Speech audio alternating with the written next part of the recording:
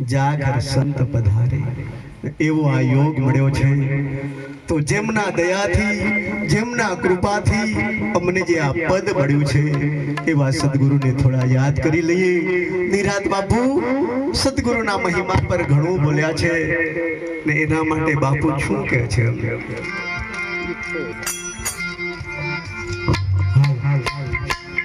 પ્રથમ ગુરુને પાયે લાગુ, પ્રથમ ગુરુને પાયે લાગુ। બધા ભાવથી ઘરેથી ભજનમાં જઈએ એવા બધા ભાવ લઈને આવ્યા છે। બધા હૃદયના ભાવથી સદગુરુના ગુરુને ગાતું। કારણ તન કી જાણે મન કી જાણે, जाने सिर की चोरी मेरी स्थिति क्या रहे जिसके हाथ में जीवन चोरी। ये બધું જાણતો હોય માટે બધા ભાવથી પ્રથમ ગુરુને પાયે લાગુ, પ્રથમ ગુરુને પાયે લાગુ।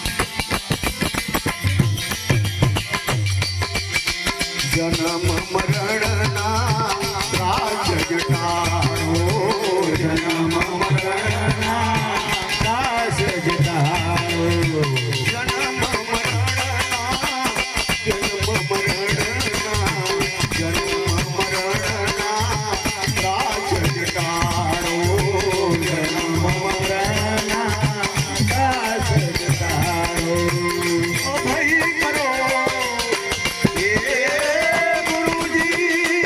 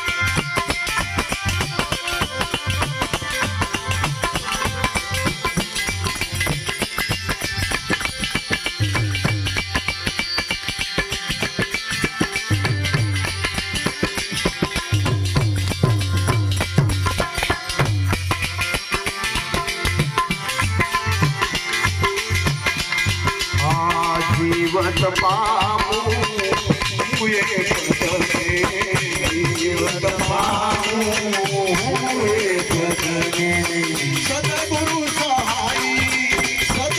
સહાય તમારી રે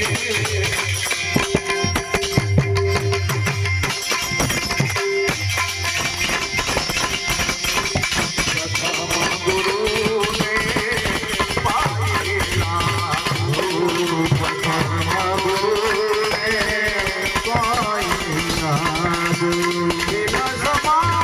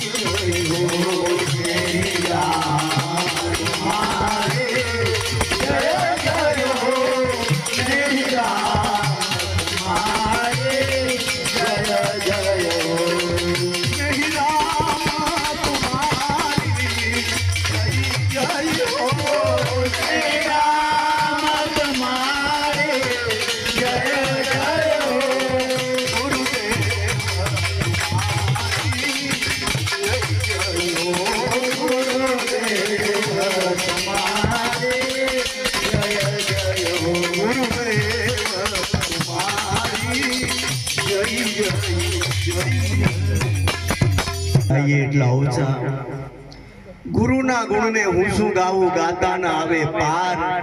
સાત સમુદ્રની સહી કરું, કલમ કરું વનરાય, તો પર ગુણ ગુણ લીખો ન જાય.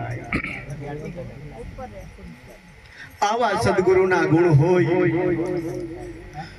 આજનો પ્રસંગ આપ સૌ જાણો છો.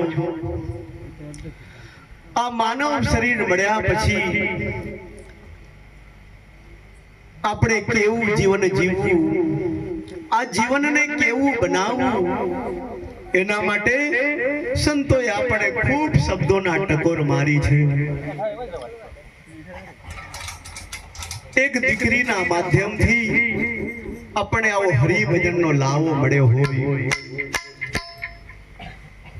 સંતોને કેવું પડ્યું, સરિતા તારણ નાવડું, દરિયા તારણ વહાણ, આ ભવતરવાને કારણે મનુષ્ય દેહનું નિર્માણ. આ ભવસાગર તરવા માટે આપણને માનવ શરીર મળ્યું છે ને એ માનવ શરીર મળ્યા પછી આપણામાં માનવતા ના હોય, માનવના ગુણ ના હોય તો આપણે ખૂબ વિચારવા જેવું છે. અનેક અવતારો ભોગવ્યા, માંડ મળ્યો છે હવે મનુષ્ય અવતાર. હરજી રાખ તું વિવેકને વિચાર. આ મળ્યો છે એમાં તું વિવેક વિચાર રાખી આ જીવનને ધન્ય બનાવી લેવા જેવું છે. જીવન બધા જીવતા હોય પોતપોતાના સમજ પ્રમાણે, ને એના માટે સંતોને કેવું પડ્યું કે સમજણ વગરનું જીવવું ભલે ન જીવો વર્ષો હજાર, સમજીને જીવો ઘડી એક તો સમજો બેડો પાર. જીવનમાં સાચી સમજણ નથી મળતી, સાચી દિશા નથી મળતી, ત્યાં સુધી આપણું જીવન ક્યાં જઈ રહ્યું હોય એની કોઈ ખબર. એટલે તુલસીદાસે રામાયણમાં કીધું, રામ કૃપા બિના સુલભ ન હોય, બિના સત્સંગ વિવેક ન હોય. પરમાત્માના દયા વિના આપણું સારું થતું નથી ને આવું સત્સંગ મળતું નથી, આવો સંતનો સમાગમ થતો નથી, ત્યાં સુધી આપણામાં વિવેક આવતો નથી. ને વિવેક વિનાનું જ્ઞાન પાગળો. ગમે એટલું જ્ઞાન હોય પણ વિવેક ન હોય તો એ સોબારું બનતું નથી ને વિવેક રાવણ પાસે ઘણું હતું. સોનાકી નગર ભયો, પારસકી ભયો પોર, તુલસી હરિ ભજન વિના જમરા કરે ઢમઢોર. જીવનમાં હરિનું ભજન નહોતું. તેથી એટલું બધું હોવા છતાં આજે કોઈને એમનું નામ લઈને કહીએ તો બી દુઃખ થાય. માટે એવું જીવન જીવજો જેથી આપણા માત પિતા રાજી થાય, આપણા વડીલો રાજી થાય, આપણું કુળનું પણ નામ રોશન થાય. એવું જીવન જીવીને જીવન ધન્ય બનાવી લેજો. ધન ધન જીવવું તેને જાણવું જેને ગોવિંદના ગુણ ગાયા, સેવા સમરણ તેની સૌ કોઈ કરે, પરમેશ્વર થઈને પૂજાયા. આ દેહ જવાનો જૂઠો જાણી મોહમાયામાં ન બંધાયા, ફરી ફરી અવસર આવો નહીં આવે, આ માનવ દેહનો મહિમા મોટો. સુડીર સરખા તેને સાહે, આ સપનાવત સંસાર ખોટો. જીવન મુક્તો તો તેને જાણવા, આપમાં આપ સમાણા. વારે વારે વંદુ સદગુરુદેવને ઓળખાવ્યા અવિનાશી. સણુવાર વાલાને ન વિસરું, ભાવે બુધરજી ઘણા ભાવ્યા. મન કર્મ વચને માગો તે મળશે, સત સમાગમ કરતા કરતા નિરાત કહે નિર્ભય થાશો હરિ નામને સમરતા. નિરાત બાપુ કહે છે તમે હરિના નામને સમજી લો, પરમાત્માને જાણી લો તો તમે નિર્ભય બની શકો એવું છે. આ મોક્ષનું દ્વાર મળ્યું છે. માનવ શરીર એ મોક્ષ માટે મળ્યું છે, મુક્તિ માટે મળ્યું છે. પણ શબ્દો શબ્દો બહુ ચુન્યા, મીઠાના મન કા મોહ, જબ તક પારસ તક અડા નહીં તબ લોહા કા લોહો. શબ્દો ઘણા સાંભળ્યા પણ જીવનમાં લીધા નહીં તો આપણું મન જેમ લોખંડનો પારસનો પરસ થાય તો એ કંચન બને. તો મનને કોઈ સંતોના શબ્દનો કદાચ ગાહ વાગી જાય તો એ જ મન આપણું કંચન બની શકે એવું છે. ને આ મનને મનાવવું ને એ જ કઠિન છે. નિરાત બાપુએ કીધું નામ સવોટ નહીં જાણજો, કહીવા સરખું કહીએ. થાવર જંગમ જરથર બન્યો, સદગુરુ શબ્દે લઈએ. ઓળખીને અંતરમાં રાખો, પ્રેમે પકડી લાદો. અરદ ઉરદના ઘાટમાં એ અસંભો રસને સાખો. જીભ વિનાની યુક્તિ જાણી મહામુક્તિને માણો. આ મૂર્ખને મનમાં ન આવે માને તેને કહીએ. આ મનને મનાવે એ નર મોટા, થીરતા પદમાં ઠરશે. નિરાત કહે તે નામ ગુરુ તર તારણ, એ ભવજલમાં તરશે. જેને પોતાના મનને મનાવી લીધું છે એ આ ભવસાગરમાં તરી ગયા છે. એકવાર એક સદગુરુનો આવો આશ્રમ હતો, સંતનું આશ્રમ હતું. એટલે આશ્રમ આવા જંગલમાં હતો. એટલે ઉંદર ફરતો ફરતો બાપુના ખોળામાં આવી ગયો.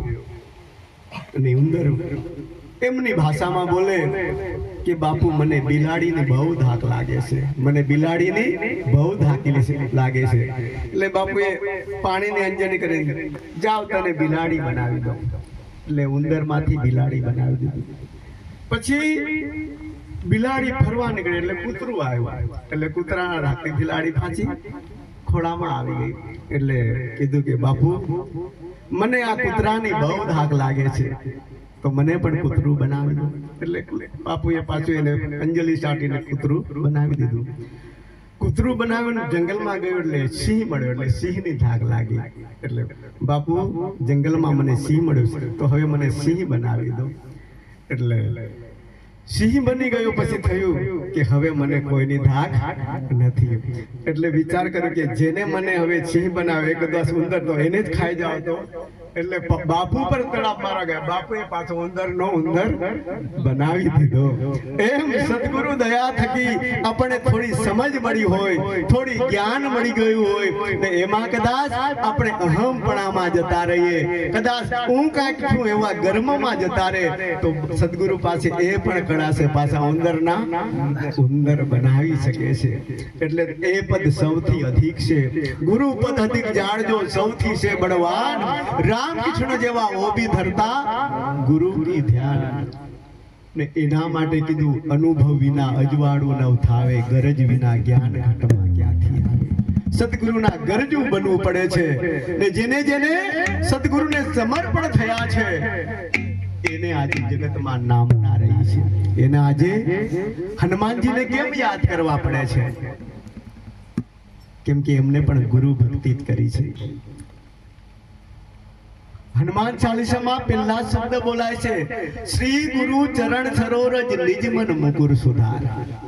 શ્રી ગુરુ ચરણ સરોરજ નિજ મન મુકુર સુધાર, વર્ણો રઘુબલ બિમલ યશ જુદા એક ભલ ચાર, બુદ્ધિહીન તનુ જાનકી સુમીરો પવન કુમાર, બલ બુદ્ધિ વિદ્યા દેહુ મોહ હરવું કલેશ વિકાર.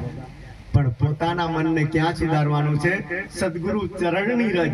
આ ચરણની રજ તો ખરી જ, પણ સદગુરુ જે શબ્દો આપે છે એ વચનને તમે પાલન કરશો ને તો કલ્યાણ થશે. આચરણ કરતા આચરણ મોટું છે. જેને આચરણ એવું બનાવ્યું છે, સતી તોરલ જેસલ ને કહે છે કે જેસલ તોરલ દે સમજાવે તમને શાનમાં, તમારું વાણીને વર્તન ઉજળું રાખજો. વાણીને વર્તન ઉજળું રાખજો.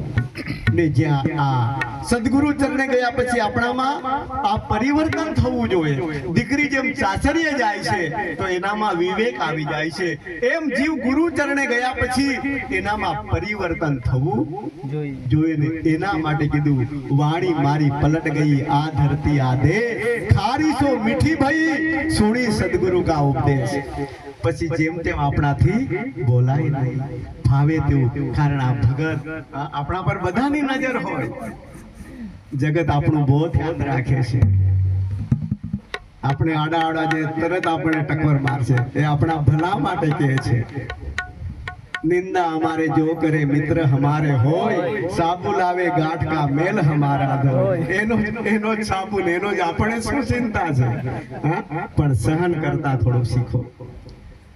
મીરાબાઈએ કીધું, નિંદક હમેરા મત મરો, નિંદક રહ્યો હંમેશ. નિંદક છે પાતક જલે, નિંદક રહ્યો ને મરવું હોય તો મારા કામ ક્રોધ મરી જાઓ, મારા કામ ક્રોધ મરી જાઓ. એકવાર કાગડાને થયું, હું જ્યાં બેહું ત્યાં બધા પથરા જ મારે છે. આજે બી આપણે જોઈએ છીએ, જે ઘરે બે એટલે કાગડાને ઉડાડે કે આ કઈ લાવ્યું હશે કઈ, એટલે એને પથરા મારે. એટલે કાગડાએ વિચાર કર્યું, આ ગામ નથી હારું, હવે મને બધા પથરા મારે, એટલે બીજા ગામ ગયો. એટલે ત્યાં પણ પથરા મારે, એટલે એને વિચાર કર્યો હવે મારે આ દેશ જ છોડી દેવું છે, પરદેશ જતો રહ્યો. ત્યાં બી કાકરા મારે. એને થયું કે આ મને જેમ હતા જ્યાં જાઉં તો પથરા મારે. પછી એને કોઈ સમજુ મળ્યા, તારે દેશ નતું બદલાવાનું, ગામ નથી બદલાવાનું, તારી ખાલી બોલી બદલવાની હતી. તારા બોલીથી આવું બને છે, એમ આપણી કદાચ બોલી એવી બની જાય, આપણું આચરણ એવું બની જાય તો આપણું જીવન ધન્ય બની જાય. અને એના માટે નિરાત બાપુને કહેવું પડ્યું, કેમ કે પાયાની વાતો નિરાત બાપુના ચરણે આપણે બધા છે. નિરાતે જે નિરાત કરી છે એ નિરાતને આપણે પામવાની છે. અને એના માટે આ જન્મ મરણનું ચક્કર છે, એમાંથી આ જીવન મુક્તનો લાવો આપણે હાલ વર્તમાનમાં લેવાનો છે. કબીર સાહેબને કેવું પડ્યું, જે ઘરે જેવું મર્યા પછી એને જીવતા જાણી લેવું, મર્યા પછી મુક્તિ માગે એને મૂરખ કહો કે ડાયો. જે પદને પામવું છે અત્યારે પામી લેવા જેવું છે. પાણી પીધા પછી તરસ કઈ મહિને મટક તાત્કાલિક કે એક મહિના પછી મટક. એટલે બહુ જગતમાં બધું ચાલો આપણે શેતી જવા જેવું છે. સૂરજ એટલે અંધારું ગમે એવું હોય નીકળી જાય, અંધારું ઘરમાં હોય દીવાબત્તીથી જાય, એ કોઈ મંત્ર તંત્ર કે કોઈ ભુવા ઉપરથી જાય એવું ત્યાં પ્રકાશની જરૂર છે. એમ સદગુરુના જ્ઞાનની જરૂર છે. અને એ જ્ઞાન મળી જશે તો એના માટે શું કહે છે ધીરાજ બાપુ?